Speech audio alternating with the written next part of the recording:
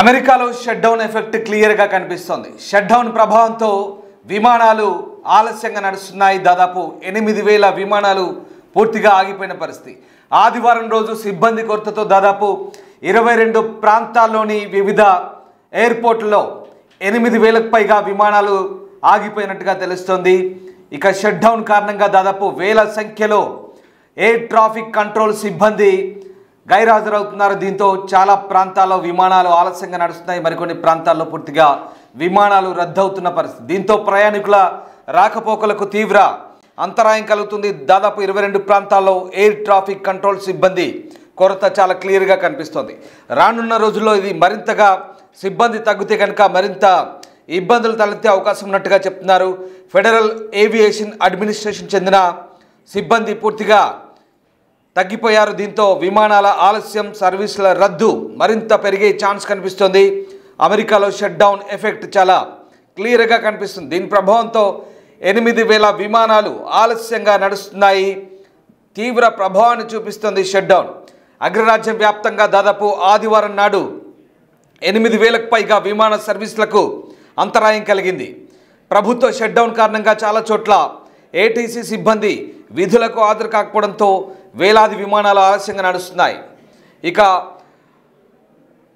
ఆదివారం అమెరికా కాలమానం ప్రకారం రాత్రి 11 గంటల వరకు కూడా దాదాపు 8,000కు పైగా విమానాలు ఆలస్యంగా నడుస్తున్నట్లుగా ఫ్లైట్ అవేర్ అనే ఒక వెబ్సైట్ చెప్తోంది.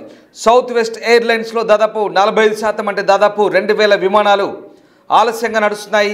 ఇక అమెరికన్ ఎయిర్లైన్స్ చెందిన 1,200, యునైటెడ్ ఎయిర్లైన్స్ చెందిన 739, డెల్టా ఎయిర్లైన్స్ చెందిన 600 విమాన సర్వీసులకు తీవ్ర అంతరాయం ఏర్పడ్డట్టుగా చెప్తున్నారు. దీంతో ఇది తీవ్ర ప్రభావాన్ని చూపిస్తోంది. అగ్రరాజ్యం అమెరికాలో మరొకసారి విమాన సర్వీసులకైతే పూర్తి స్థాయి అంతరాయం కలుగుతున్నట్టుగా మనకు అర్థమవుతోంది. ఎందుకంటే విధులకు గైర్హాజరవడమే దీనికి ప్రధాన కారణంగా చెప్తున్నారు. షట్ డౌన్ కారణంగా వేలాది మంది అమెరికన్లు తీవ్ర ఇబ్బందులు పడుతున్నారు. ముఖ్యంగా ప్రభుత్వ ఉద్యోగులతో పాటు ప్రైవేటు ఉద్యోగులు కూడా చాలా ఇబ్బంది ఎదుర్కొంటున్న పరిస్థితి. ఇక ఇది ప్రధానంగా ఆదివారం అంతా కూడా ఎయిర్పోర్ట్లపై పడింది. Los Angeles, California, Chicago, Washington DC, న్యూజెర్సీలోని అలాగే నెవార్క్ ఇతర ప్రాంతాల్లో సిబ్బంది కొరత ఉన్నట్టుగా ఫెడరల్ ఏవియేషన్ అడ్మినిస్ట్రేషన్ ఒక ప్రకటనలో చెప్తోంది. ఫలితంగా దాదాపు 8,000కు పైగా విమానాలు ఆలస్యంగా నడుస్తున్నట్టుగా చెప్తున్నారు. ప్రధానంగా దీనికి సిబ్బంది కొరతే ప్రధాన కారణంగా చెప్తున్నారు. ఇక రానున్న రోజుల్లో ఇది మరింత ఎక్కువగా ఉండే అవకాశం ఉందని అమెరికన్ ట్రాన్స్పోర్ట్ మినిస్టర్ శాన్ డాఫీ చెప్తున్నారు. అలాగే విమానాల ఆలస్యం, సర్వీసుల రద్దు మరింత ఎక్కువగా ఉండే అవకాశం ఉందని, దీన్ని ప్రయాణికులు గమనించాలని కూడా అమెరికా ప్రభుత్వం వెల్లడిస్తోంది. మొత్తం మీద షట్ డౌన్ కారణంగా చాలా దారుణమైన పరిస్థితులు ఎదుర్కొంటుంది. అమెరికా కాంగ్రెస్లో సంభవిస్తున్న ప్రయోజనాలపై విభేదాల కారణంగా యునైటెడ్ స్టేట్స్ అంతా కూడా షట్ డౌన్ అయింది. ముఖ్యంగా ఆర్థిక సంవత్సరపు బడ్జెట్ నిబంధనలు తప్పక పాటించాల్సిన డెడ్ లైన్కు ముందు అవసరమైన ఖర్చుల చట్టబద్ధ అనుమతులను కాంగ్రెస్ ఆమోదించలేదు. అలాగే డెమోక్రాట్లు, రిపబ్లికన్ల మధ్య ఆరోగ్య సంరక్షణ, మెడికేడ్ ఖర్చులు, అలాగే ఇంకా పూర్తిగా ఎగ్జామిన్ చేయని సబ్సిడీలు ఏవైతే ఉన్నాయో ఇలాంటి అంశాలపై రిపబ్లికన్లు, డెమోక్రాట్ల మధ్య పూర్తిగా విభేదాలు వచ్చాయి. దీంతో బడ్జెట్ ఆమోదం పొందకపోవడంతో అమెరికా ప్రభుత్వం పూర్తిగా షట్ డౌన్ అయింది. ఈ ప్రభావం వైమానిక రవాణా వ్యవస్థపై తీవ్రంగా పడింది. మనం ప్రజా రవాణా వ్యవస్థలో బస్సులు, ట్రైన్లను ఎలా ఉపయోగించుకుంటామో అమెరికాలో ఆ మాదిరిగా ఫ్లైట్లు వాడుతుంటారు. పూర్తిగా ఫ్లైట్ల మీద ఆధారపడి ఆయా ప్రాంతాలకు ప్రయాణిస్తూ ఉంటారు. అయితే వేతనాలు అందకపోవడంతో ప్రస్తుతం ఫెడరల్ ఏవియేషన్ సిబ్బంది అంతా కూడా విధులకు ఎగనామం పెడుతున్నారు. దీంతో దేశంలోని 22 ప్రధాన విమానాశ్రయాల్లో ప్రస్తుతం ఏటీసీ సమస్యలు తలెత్తాయి. అనేక ప్రాంతాల్లో టవర్లు తాత్కాలికంగా మూసివేశారు. ఫెడరల్ ఏవియేషన్ అడ్మినిస్ట్రేషన్ ప్రకారం షట్ డౌన్ ప్రారంభమైన 3 రోజుల్లోనే 15,000కు పైగా ఫ్లైట్లు ఆలస్యంగా, సిబ్బంది కొరత కారణంగా వాటిని కంట్రోల్ చేయడంలో తీవ్ర ఇబ్బందులు ఎదుర్కొంటున్నట్టుగా తెలుస్తోంది. Dallas, Los Angeles, Chicago, New York, Nevada లాంటి ప్రాంతాల్లో గందరగోళానికి దారితీసింది. ఇక షట్ డౌన్ ఇలాగే కొనసాగితే అమెరికా వైమానిక రంగం పతనమవుతుందనే ఆందోళనలు కూడా వ్యక్తమవుతున్నాయి. మరోవైపు షట్ డౌన్ కారణంగా చాలా తీవ్రమైన ఎఫెక్ట్ పడుతుంది. మరీ ముఖ్యంగా ఎయిర్పోర్ట్ల స్టాఫ్, డెలివరీ బాయ్స్ అవతారం ఎత్తుతున్నారు. జీతాలు అందకపోవడంతో ఇతర జాబ్ల వైపు చూస్తున్నారు. సిబ్బంది కొరతతో ఇప్పటి వరకు ఓవరాల్గా 23,000 విమానాల రాకపోకలు ఆలస్యం జరిగినట్టుగా చెప్తున్నారు. ప్రధాన ఎయిర్పోర్ట్లో పనిచేసే సిబ్బందికి జీతాలు అందకపోవడమే దీనికి కారణంగా తెలుస్తోంది. ఆర్థిక సమస్యలను ఎదుర్కోవడానికి ఫుడ్ డెలివరీ యాప్లలో జాబులు వెతుక్కుంటున్నారు. షట్డౌన్ కారణంగా అట్లాంటా, న్యూయార్క్ ఎయిర్పోర్ట్లో ప్యాసింజర్లు, షికాగో, డల్లాస్ ఇట్లాంటి ఎయిర్పోర్ట్లో కూడా తీవ్ర ఇబ్బందులు ఎదుర్కొంటున్నారు. దాదాపు 13,000 మంది ఎయిర్ ట్రాఫిక్ కంట్రోలర్లు, 50,000 మంది ట్రాన్స్పోర్టేషన్ సెక్యూరిటీ అఫీషియల్స్ వీళ్ళంతా కూడా ప్రస్తుతానికి జీతాలు లేకుండానే పనిచేస్తున్నారు. షట్డౌన్ ఇలాగే ఉంటే కనుక 28న చెల్లించాల్సిన తదుపరి జీతాలు కూడా డౌట్గానే అనిపిస్తోంది. దీంతో మరింత మంది తమ జాబులను వదిలేసి ఆల్టర్నేటివ్ చూసుకునే ఛాన్స్ కనిపిస్తోంది. అయితే ఈ షట్డౌన్ కారణంగా హెల్త్ సెక్టార్ కూడా ప్రభావితం అవుతుంది. అఫోర్డబుల్ కేర్ యాక్ట్ ఆరోగ్య బీమా లబ్ధిదారులకు ట్యాక్స్ క్రెడిట్లు కూడా ఏడాది చివరిలో ముగియబోతున్నాయి. ఈ సబ్సిడీని పొడిగించకపోతే 2.5 కోట్ల మంది ప్రభావితమయ్యే అవకాశం కనిపిస్తోంది. సో మొత్తం మీద అమెరికాలో షట్డౌన్ ఎఫెక్టు విమాన సేవలపై తీవ్ర అంతరాయాన్ని ఏ రకంగా కలిగిస్తుందో మొత్తం మీద దేశవ్యాప్తంగా అన్ని రోజులుగా ఇదే ప్రభావం కనిపిస్తుంది. దాదాపు 26 రోజులు అవుతుంది. 26 రోజులుగా అమెరికాలో షట్డౌన్ కొనసాగుతోంది. అంటే దాదాపు నెల కావస్తుంది. నెల రోజులుగా ఇంకొక 2-3 రోజులైతే ఈ మంత్ ఇవ్వాల్సిన జీతాలు కూడా మళ్ళీ సమయం వచ్చింది. దీంతో ఈసారి జీతాలు కూడా డౌటే అనే అనుమానాలు వ్యక్తమవుతున్నాయి. దీంతో ప్రస్తుతానికి అమెరికా ప్రభుత్వం తలలు పట్టుకుంటోంది.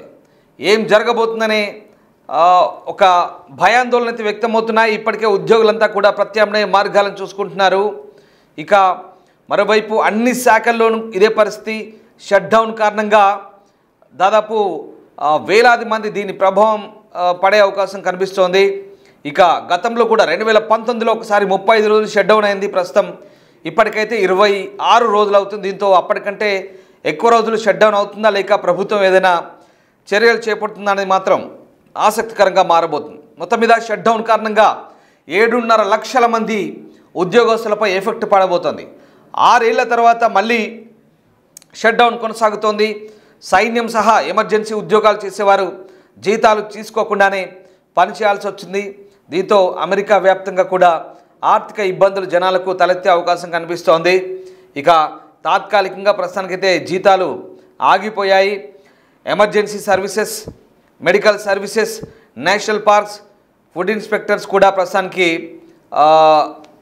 కొన్ని ఎమర్జెన్సీ సర్వీస్ అయితే కొనసాగుతున్నాయి. కానీ కొంతమంది అత్యవసరం కానీ పార్కులు, ఫుడ్ ఇన్స్పెక్టర్లు అయితే ఇప్పటికే నిలిచిపోయాయి.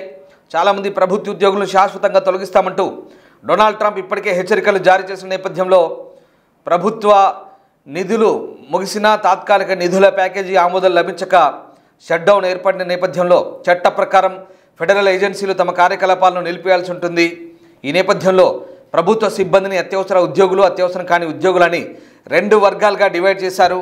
ప్రజల ప్రాణాలను, ఆస్తులను రక్షించే వ్యవస్థల్లో పనిచేసేవారైనా సైనిక సిబ్బంది, మెడికల్ సిబ్బంది, సరిహద్దు రక్షణ, police, air traffic control, social security, చెక్కుల పంపిణీ వంటి సేవలు అయితే కంటిన్యూ అవుతాయని చెప్పినప్పటికీ కూడా ఈ వ్యవస్థల్లో పనిచేసే వారు షట్డౌన్ సమయంలో ఉద్యోగాలు చేస్తున్నారు. అయినప్పటికీ కూడా ప్రస్తుతానికి ఈ ఎయిర్ ట్రాఫిక్ కంట్రోల్ సిబ్బంది మాత్రం చాలామంది ఇబ్బందులు పడుతున్నారు. విమానాలు మాత్రం ఆలస్యంగా నడుస్తున్నాయి. ఆ సిబ్బంది ఉద్యోగాలకు రావాలంటేనే జంకుతున్నారు. ప్రత్యామ్నాయ మార్గాలు చూసుకుంటున్నారు. వీళ్ళందరికీ కూడా షట్డౌన్ ముగిసే వరకు జీతం ఇవ్వరు. ఆ తర్వాత బకాయిలు, పెండింగ్ బకాయిలతో సహా మొత్తం చెల్లిస్తారు. అయితే అమెరికన్ కాంగ్రెస్ ఇంకా బడ్జెట్ ఎప్పుడు ఆమోదిస్తుందని మాత్రం పూర్తి స్థాయి క్లారిటీ లేదు. ఈ నేపథ్యంలోనే ప్రస్తుతం immigration enquiry, national parks, food inspectors, pre schools, federal food assistance programme employees అంతా కూడా ప్రస్తుతం పరిమిత సంఖ్యలో పూర్తిగా మూసివేయడం లేదా పరిమిత సంఖ్యలో పనిచేస్తున్నారు.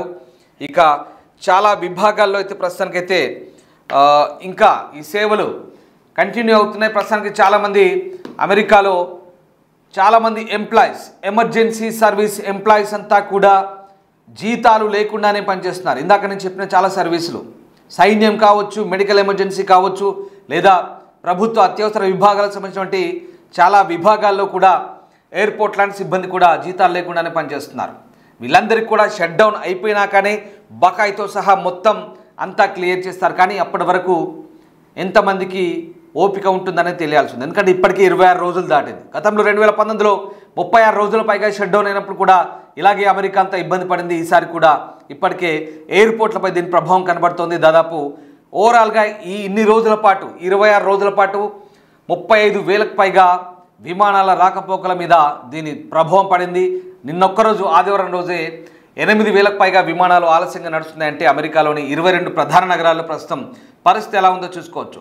Chicago, Dallas, San Francisco, Santiago, Nevada, New York, Washington DC, అలాగే చాలా ప్రాంతాల్లో ఇదే పరిస్థితి కొనసాగుతుంది. ఇదే కనుక కంటిన్యూ అయితే ఎంప్లాయీస్ ఉంటారా లేదా ప్రత్యామ్నాయ మార్గాల వైపు చూసుకుంటారని తెలియాల్సింది. చాలామంది ఇప్పటికే ఫుడ్ డెలివరీ బాయ్స్గా అవతారం ఎత్తున్నారు, ఇంకా ఆల్టర్నేటివ్ చూసుకుంటున్నారు.